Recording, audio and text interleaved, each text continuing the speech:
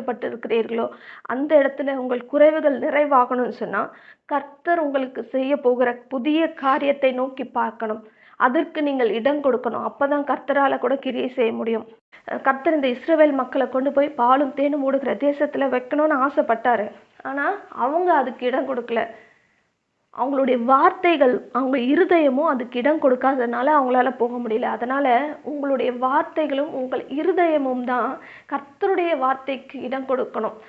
அப்படி நம்ம இடம் கொடுக்கும் போது தான் நம்மளால கர்த்தர் சொன்ன காரியங்களை சுதந்திரித்து கொள்ள முடியும். இல்லாட்டி நம்ம எப்பவும் போல கஷ்டத்திலையும் நஷ்டத்திலையும் இருக்க வேண்டியதுதான்.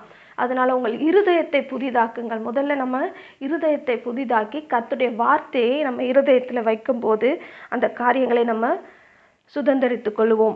பிலிப்பியர் 3ஆம் அதிகாரம் 7, 8 ஆகிய வசனங்களை வாசிக்கிறேன். ஆகிலும் எனக்கு லாபமாய் இருந்தவைகள் எவைகளோ அவைகளை கிறிஸ்துவுக்கு